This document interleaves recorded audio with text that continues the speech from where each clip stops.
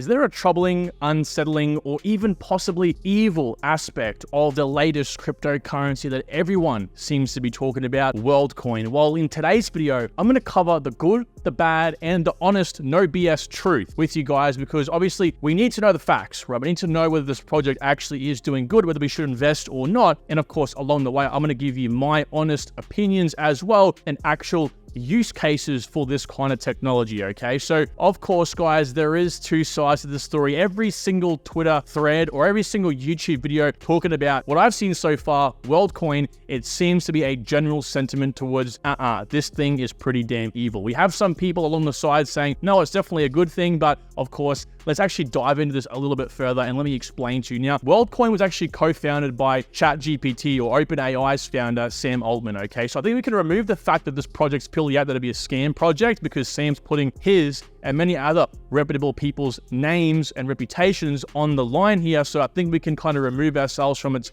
might be a scam, definitely has its merits, but I think it goes a lot deeper under the surface than what many people might initially believe, okay? So again, let's actually just start off nice and easy here and have a look at what it's actually solving, because fundamentally speaking, guys, this isn't like your DIDs or distributed or decentralized ID protocols, right? Because crypto already has somewhat of a little industry right now. We have these DID projects. It's a certain narrative where essentially what you do is you KYC, right? So you have your name, like your actual real name, and your face, kind of like a driver's license or passport, submit that via KYC, and then you can obviously go to different exchanges or platforms like DeFi and then use that, right? It's almost like a credit score, whatever it might be, okay? But somewhere along the line, you have to actually provide your name and your photo, and it's stored somewhere. Even though the platform itself might use, security measures to make sure that the exchanges and the platforms you use can't see that, there is a central database somewhere. Whereas what WorldCoin's actually doing, it's removing itself from that. And I heard this from the co-founder, Alex himself. They're looking to move away from DIDs. They're actually what's called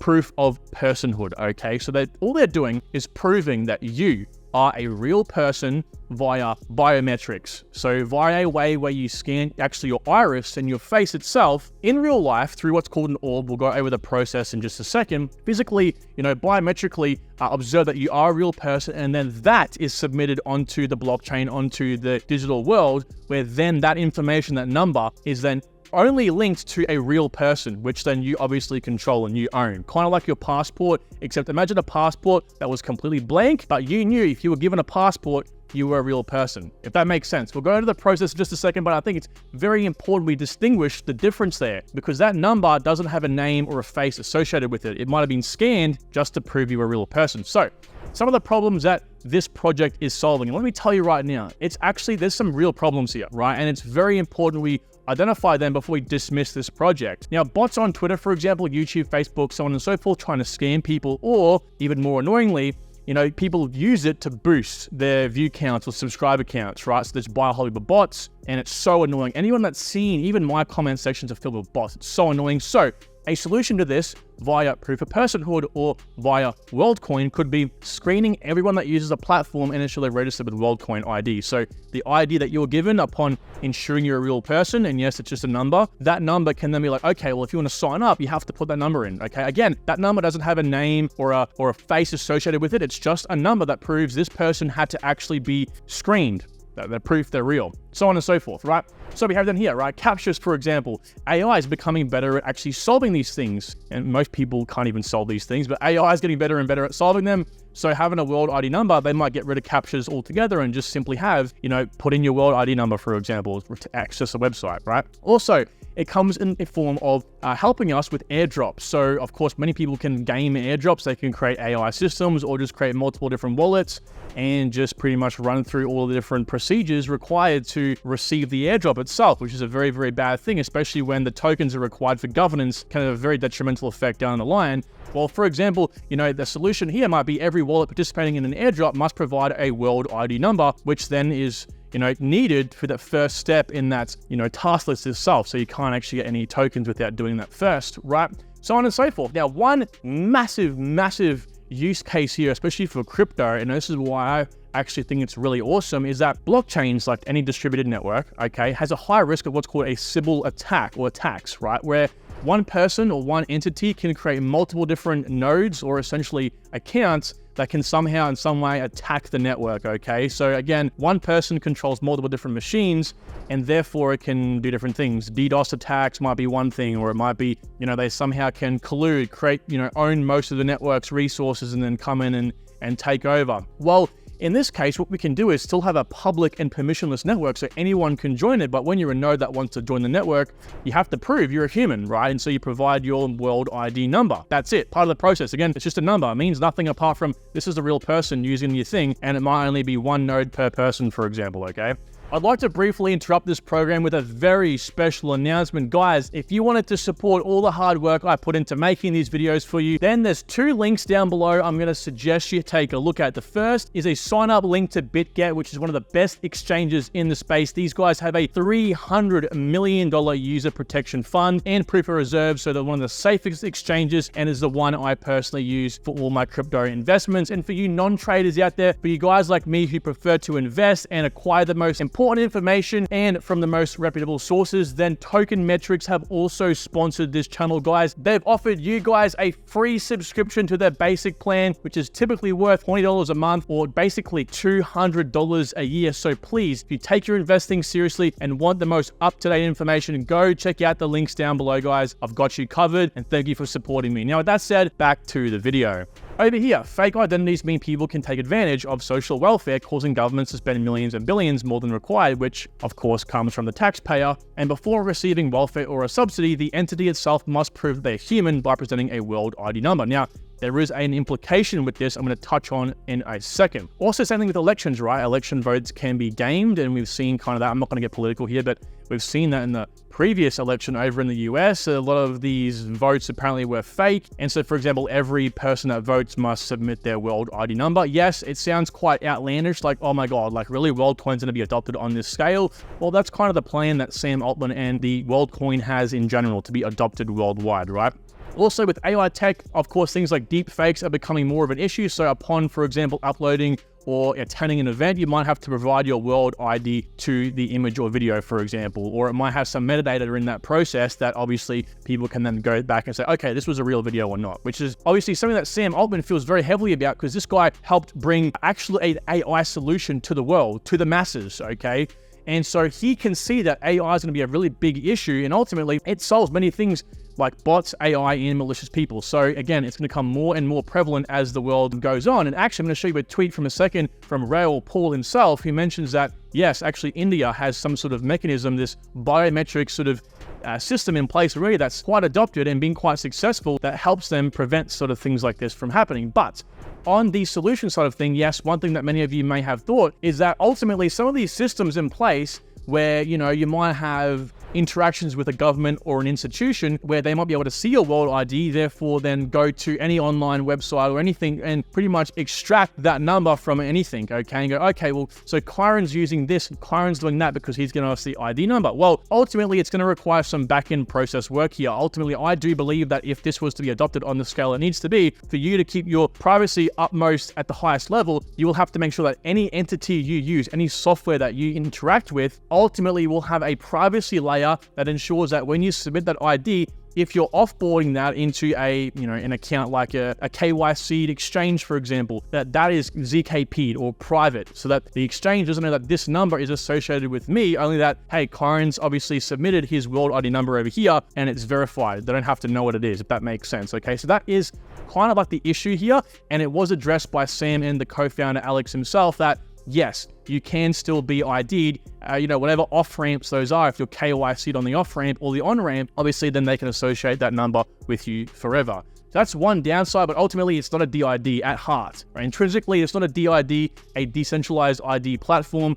No one knows who you are with just the number itself. So again, this is from the website itself. World ID is a digital passport that lets you prove you are unique and a real person while remaining anonymous. So yeah, it does sound a little dystopian mixed in with an actual decent solution. I understand. I get that same sort of feeling too. So it does kind of depend on a lot of different nuanced things here. And if it were actually adopted, while it sounds great to start off with, I think for it to be adopted on the scale it needs to be, you're going to have a lot of different websites having to somehow incorporate some privacy feature like ZKPs, where you can submit that number and the other side of it doesn't know that the actual number itself. All it knows is that you've submitted that number and it's verified. Okay, so like we run back to the example of digital IDs platforms in the first place, like Latentry for an example, as a platform on Polkadot, and you have to still KYC yourself. So this just removes that KYC process and just proves you're human itself. So here's how it works, right? So we have Bill over here. What Bill has to do to interact with this whole WorldCoin process is download the World app. Now, it's this app that we'll see in a second, you receive WLD or the WorldCoin tokens on, and it's the only app that allows that, but also this is just the Genesis app. There'll be many applications or onboarding mechanisms to use the WorldCoin system in future. That's what they're planning to do anyway, at least this is just the kickoff point, right? So Bill will then need to visit the closest physical imaging device called an orb. This is where it pretty much scans your face, like we can see in this case over here. And this is actually housed not by WorldCoin themselves, but you can actually ask to become sort of like a specialist, right? So they have to be obviously housed within certain locations. And so you as a business owner can actually put in one of these orbs into your business and then obviously be paid in fiat or even the WorldCoin tokens apparently to host one of these orbs, okay? So they're not just gonna be sitting around the world in random locations. They're gonna actually be within businesses that you have to go to, and those businesses can be taught, you know, what to say, how to use it, and ultimately kind of like to honestly host just the orb itself, okay? So the orb can scan then Bill's face and mainly his iris, which is unique to every person, and identify his uniqueness, identify that he is a real person, then assigning him with a world ID. The interesting thing here, when people are getting stuck on this, is that everything is computed on that little orb itself, you know, physically. It's then sent into the World ID system via zero-knowledge proof, so that, like I said before, it's completely private. So it says, okay, this guy's a real person, he's used his app, this is his number, we've sent it off to the system now so that no one knows your identity, only that you exist. Very important distinction there. And then in this case, Bill can then use that World ID number whilst remaining anonymous, again, for anything he wishes. He actually receives WLD tokens on the weekly, but only deposited in that app. No matter how many apps on board and use the WorldCoin process, if you will, or the back end, you could only get those tokens apparently from the WorldCoin app itself, or the World app, right? So this process in of itself, I think, is excellent. The little issue I have here, and what someone says over here on Raoul Paul's post, is that you can't trust anyone with such powerful information or power. Even decentralized can be controlled. So yes, Sam and Alex, the founders of WorldCoin, have said that this is completely open source, that, you know, nothing is saved and stored. It just, you know, scans your biometric information and make sure that they, you know, can't be gamed, so no one can throw a screen up in front of the orb itself and fake someone's ID. There's a lot of sensors and, you know, technology that goes into these orbs, but essentially that your information is then not stored. It's just associating it with an ID number, okay? And so even at this, like that comment suggests, there is still some very big concerns that come along with something like this, okay? So we have to almost have the trust in the technology and the trust that nothing can be changed along the lines, all right? So now, Raoul Paul definitely says something very interesting here. He says, India, as I mentioned to you before, has retina and fingerprint scans for payments, and a few years ago implemented this, right? It was very successful, and I did see that WorldCoin themselves mention this as well. So yes, it's a real thing for those who didn't know about it. I didn't know about it till literally a few hours ago. So I think, as Raoul definitely says over here, we definitely need a digital ID platform for humans, because as, again, AI takes more of a foothold in the entire world, and as things definitely do develop in this online digital world, we're going to need something that can control, that can, like, not control us, but essentially have, like, us proof of humanness, right? So that, okay, this is a real human we're interacting with here. AI is going to get more powerful, guys, and ultimately it's going to get to a point where AI itself will be somewhat sentient to the point it can then go ahead and create different sort of things. So how do we know that thing is actually real? Well, through something like WorldCoin, okay? So as he mentions down here, the fight will be over centralization versus decentralization. Our physical nation state stuff will be centralized, so anything involving the governments, and our digital/nation network state stuff will be mainly decentralized, right? So of course we have this world where we can interact in a decentralized so-called nation state that's got no affiliation to our physical world, that will require some sort of level of decentralization. And of course, this is where something like this can come into play, right? You obviously have to be somewhat vetted to access those features, and I think something like this will definitely be able to do that. And from what Alex and his co-founder Sam have both said, is that this, and they've put a lot of research and time into thinking about this, is the best solution to this problem, okay? How do we verify you're a human, right, without actually taking any of your, like, physical documents and information? And this is pretty much it, right? Scanning your face, ensuring that you really are a human being. And check this out, guys. People are actually signing up for this stuff in the droves. This is actually from WatchAguro, and this is a line over here. I think obviously it's in the US itself, but check out how large this is, right? People are just literally lining up as this thing launched to get their retina or their, their sort of eyes and, face scanned, which is pretty cool to look at. And of course, over here for WorldCoin themselves, they mentioned that they've got about 2.1 million users already active, which is quite interesting because their first sign up was only 3 days ago. They've launched for quite a while now, but they've kicked things off as of a few days ago, right? So very interesting. Again, so what's my opinions on the topic? Well, as I said, it's going to have some really big implications within not just Web3, but Web2 as well. You think about the Web3 landscape, right? You imagine a protocol like header H-bar, for example, right? So a big part of a network's and issues is the Sybil attacks, right? Having one person or entity create multiple different machines that can then attack a network or then DDoS a network. Well, you can imagine then having this world ID where every single person, yes, it can still be a public permissionless network rather, and every single node has an ID, so you know they're a real person, okay? And so this, of course, could have some other implications whereby if that person misbehaves, another incentive that they don't misbehave is that that number then can get blacklisted from signing up to any other network itself as a node, all right? So again, no one knows who that person is, just so that that person itself has then screwed themselves over, because if they then go to, pretty much another location where WorldCoin is, one of those orbs are located, and tries to, rescan their face and get a different number, they can't because it's unique to them. So I think that this has a really good use case within Web3 itself. And of course, Web2 being, if you're wanting to interact with any sort of online business, right, you can then use it like Twitter, for example, and Facebook to prevent things like botting, all right? So guys, that's kind of my 2 cents on the topic. But as I mentioned to you at the start of the video, like there is definitely downsides to the technology.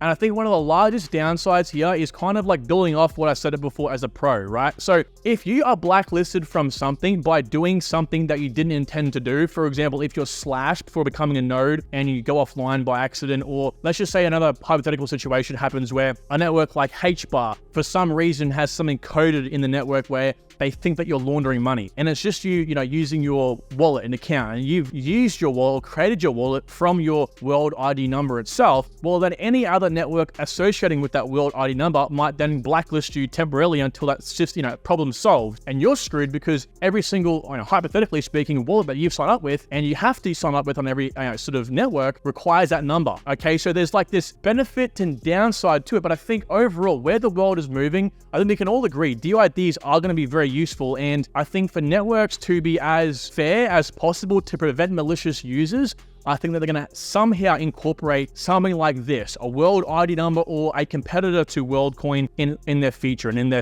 their processes, okay? So guys, that is kind of my 2 cents on the topic. I think that's a very biased overview of it. What am I doing? Well, I actually quite like the project. I'm not going to lie to you. I initially came into it hating it, but I think it definitely has a strong ground and merit for its future. I think it's quite prosperous. So guys, thank you so much for watching this video. I really appreciate every single one of you stopping by and also liking my videos. I post 2 times a day, guys, so make sure you subscribe for daily content. Take good care. Talk to you soon. Bye.